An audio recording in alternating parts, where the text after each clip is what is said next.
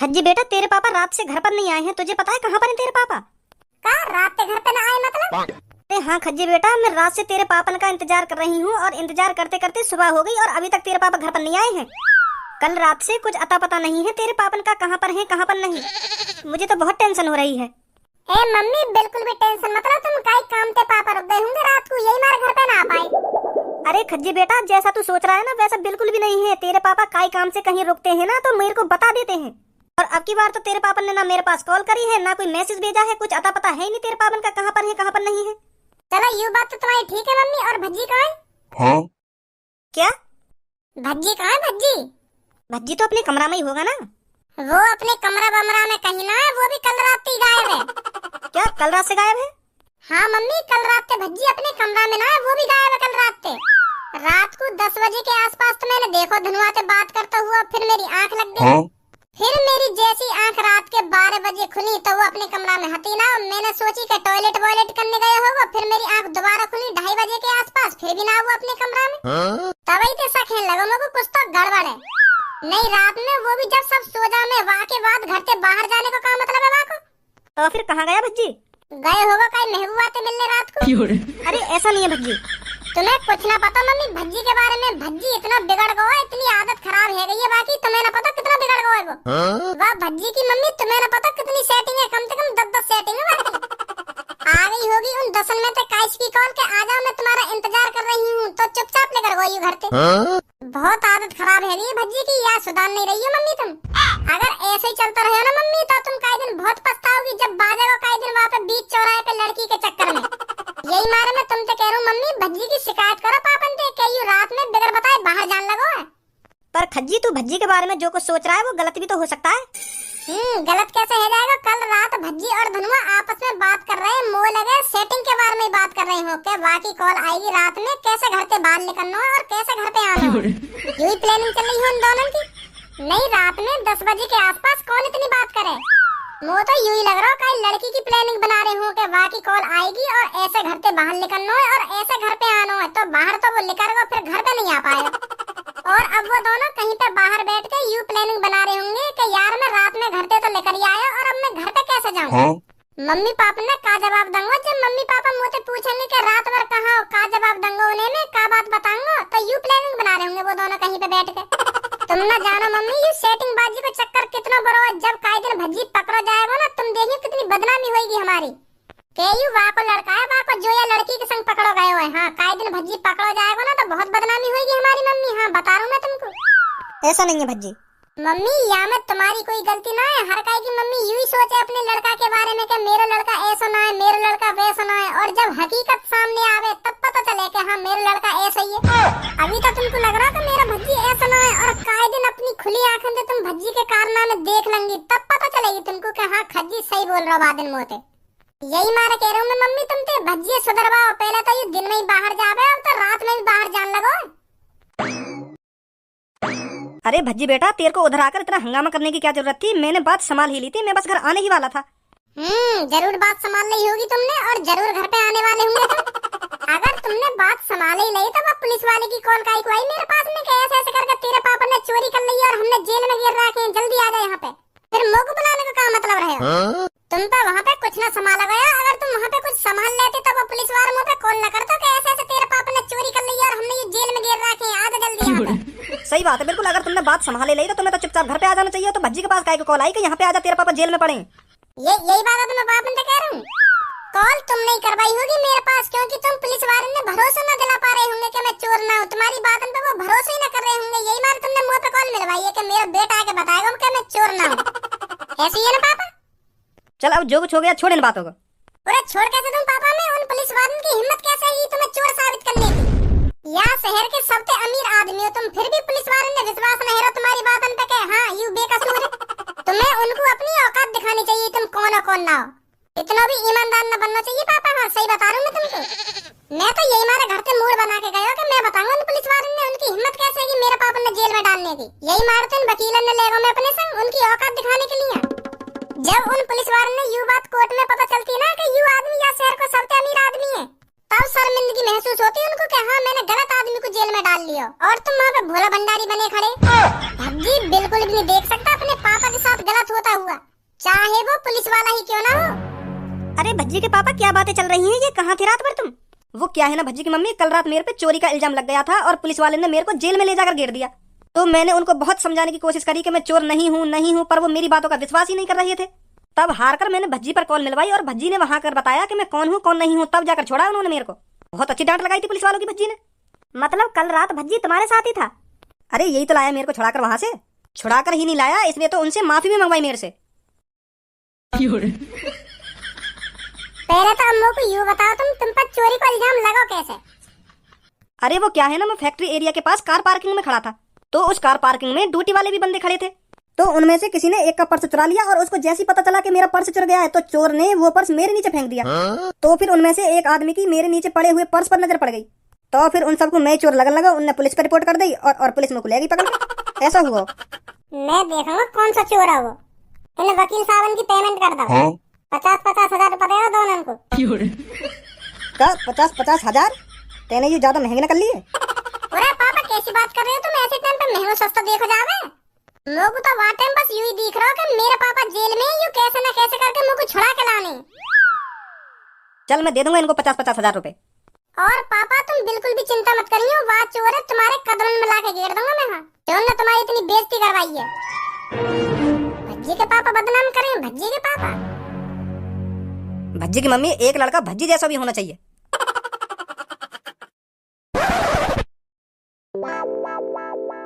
ए boss, क्या बात सोच के इतने मगन है रहे हो तुम? हमें भी बता दो क्या सोच रहे हो तुम? ए अब तो को क्या बताऊं गंजे में। ए बॉस बता दो, मैं भी खुश रहूंगा फिर बात सोच कर। ऐसा हुआ कल रात जो फैक्ट्री एरिया ना है वहाँ के पास जो कार पार्किंग है वहाँ पे मैं जेब काटने गया। हाँ? अच्छा फिर? तो फिर मैंने वहाँ पे जाके बड़े प्यार से एक लड़का की जेब काट ली। तो फिर मैं वहाँ से थोड़ी देर में वह पर्स लेकर चल नहीं पा रहा हूँ, इतने बार को पता चल गई कि मेरा पर्स काई ने चुरा लिया है। जैसे ही वहाँ हल्ला मचाना स्टार्ट करो ना कि मेरा पर्स चुरा लिया काई ने, मेरा पर्स गायब जेब थे, तो मेरे पसीना से छूटने लगे। तो मैं सोच रहा हूँ आज वादेगा मुँह पर ढंग के, आज पकड़ा जाएगा छपरी तू।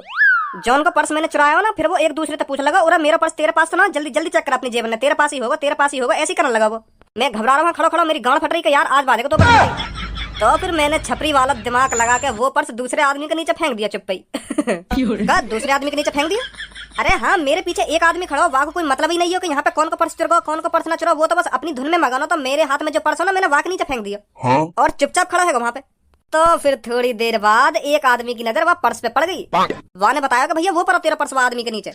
तो फिर पर्स तो मैंने चुराया और वह आदमी पे इल्जाम लग गया चोरी का। वो बेचारा करेगा भैया मैंने ना चुराया पर्स, मैं क्या चुराऊंगा पर्स, मैं तो इतना अमीर आदमी हूँ, मेरी तो इतनी फैक्ट्री चल रही है, ऐसे ऐसे करने लगा वो।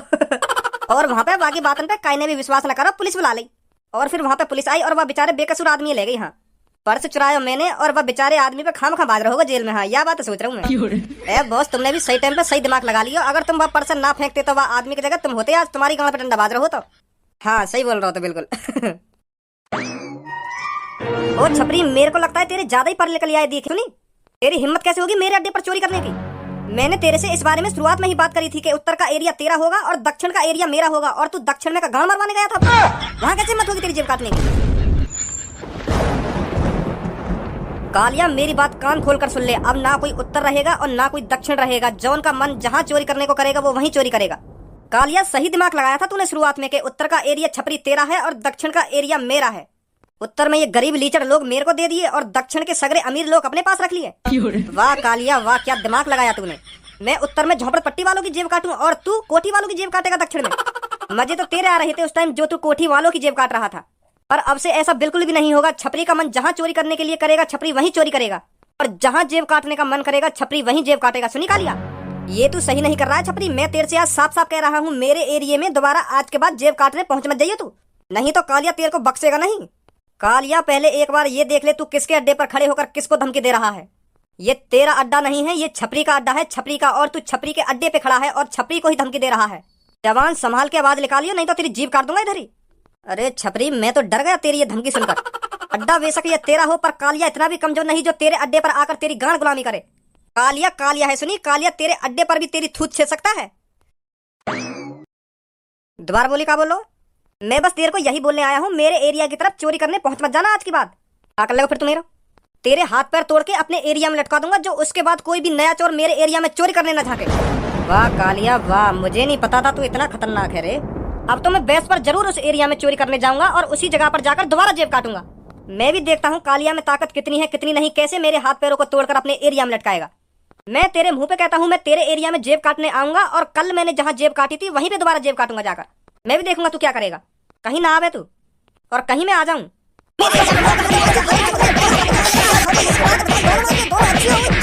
बहुत बड़ी गलती कर दी है छपरी तूने कालिया से पंगा लेकर।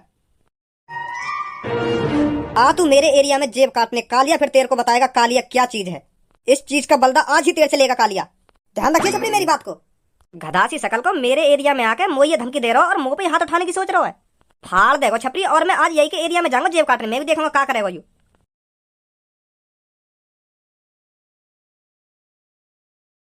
ए बॉस, आज तो यहाँ पे ज्यादा भीड़ भी ना है, कैसे जेब काटोगे तुम? अरे सबर रख, भीड़ भी होगी और जेब भी काटेंगे हम। और डॉक्टर साहब बढ़िया हो? अरे हाँ भाई साहब, मैं तो बढ़िया हूँ, आप बताइए आप कैसे हो? अरे अभी तो फिलहाल मैं भी बढ़िया हूँ। अगर खराब होता तो आप किस लिए हो? आपसे ही दवा पानी ले रहा होता अगर मैं खराब होता तो। ए बॉस, यहाँ की जेब में तो जान सी लग रही है, मुंह लगे यहाँ के पास होगा माल पानी अच्छा। कह तो सही रहो गंजे, तू ठीक ठाक पैसा वाला लग रहा हो। ये तो गंजे यही पे नजर रखनी है, आज सारे की यही की जेब काटनी है। राम राम चाचा। राम राम बेटा, राम राम। ए चाचा, इतनी रात में कैसे चक्कर लगा रहे हो तुम यहाँ पे? हैं तुम्हें तो अपने घर पे आराम से सोना चाहिए। यहाँ कैसे डोल रहे हो तुम? बेटा घर पे लेटने से खर्चा पानी ना चले, काम करना पड़े है। काम काम करके ही आ रहा हूँ मैं। ए चाचा, यू कोई तुम्हारी काम करने की उम्र है? यू तो तुम्हारी घर पे बैठ के आराम से खाने की उम्र है। क्या उम्र में भी तुम काम कर रहे हो? हैं यू सही बात थोड़ी है। अब कहाँ करूँ बेटा, खवाने वाला कोई है ना। कोई खवाने वाला हो तो तभी तो घर में बैठ के आराम से खाता मैं। कोई खवाने वाला है ही ना मगू। अब मैं बेटा घर पे जाऊंगा और फिर खुद ही रोटी बनाऊंगा और खा के आराम से सो जाऊंगा। फिर दोबारा मुझको ड्यूटी आना सुबह। अब तो बेटा यूं ही जिंदगी रह गई है मेरी। कई दिन ऐसे काम करते ही मर जाऊंगा मैं। कैसे बालक बच्चे ना तुम्हारे?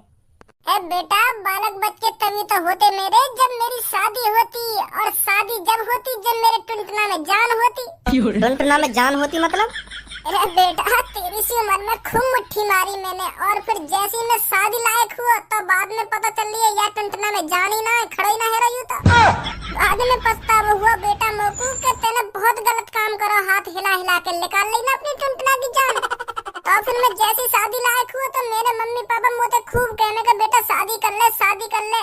पर मैं बता कैसे कर लूं शादी जब मेरा टुनटुना ही खड़ा ना हो बैठा। यही मारे बेटा मैंने शादी नहीं करी अपनी जिंदगी में, और अब पछता रहा हूं बेटा। ना कोई करने वाला घर पे और ना कोई मेरा ख्याल रखे।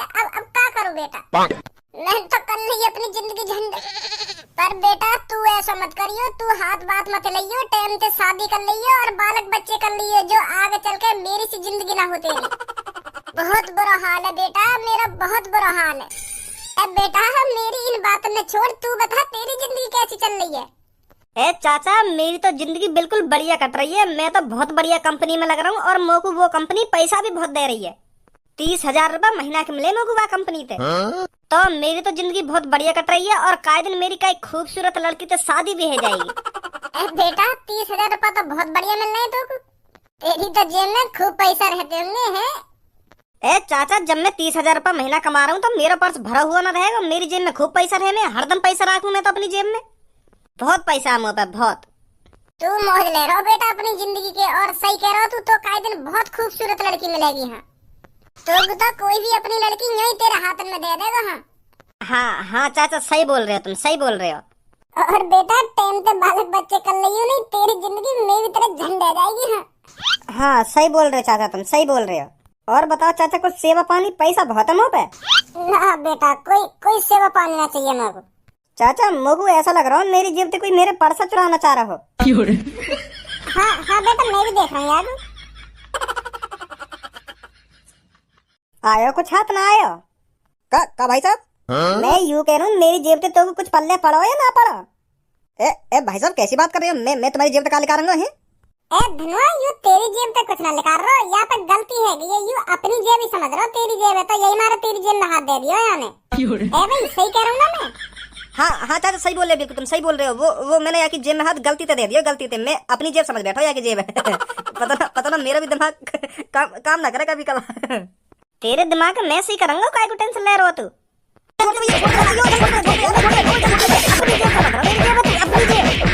सच बता बता दे, 1-2 दिन पहले तेने पर्स चुराया एक आदमी को। भाई साहब कौन सा एक आदमी? वो आदमी जाकू 1-2 दिन पहले पुलिस पकड़ के ले गई। वो पर्स तो वही नहीं चुराया, ये इमारत वाले को पुलिस पकड़ के ले गई। पीछे हटिए धुनों, मैं बात करूं यहाँ पे, ऐसा ना बताएगा ये। अब सच सच बता दे, मेरे पापन पे जो चोरी का इल्जाम लगो 1-2 दिन पहले, तेरी वजह से लगो ना? तेरी वजह से मेरे पापा जेल में गए ना? चाचा तुम्हारे पापा है वो? हाँ मेरे पापा है। पर ऐसा कैसे हो सके? तुम्हारी उम्र तो 80-85 साल है और तुम्हारे पापन की 40-45 साल की उम्र लगे। अमर है तुम्हारे पापा?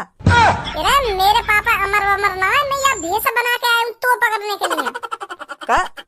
अब बताओ ना, बता रहा मेरे पापन पे जो चोरी को इल्जाम लगो का तेरी वजह से लगो ना? भाई साहब पर्स तो मैं नहीं चुराया, पर तुम्हारे पापन पे मैंने चोरी को इल्जाम नहीं लगाया। हाँ वो तो आप ही लग गो। वो तो यहाँ पे जो आदमी खड़े गए उन्हें इल्जाम लगा दिया इन पे। और तो चुप देखता रहो। भाई साहब कौन सा चोरी यूँ कह देखो कि हाँ यू पर्स मैंने चुराया है? तो चुपचाप खड़ो, चुपचाप देखते रहो। तुम्हारे पापा ने जब पुलिस ले गई माधर चोद, तो पता मेरे पापन की कितनी बदनामी हुई है जेल जाके।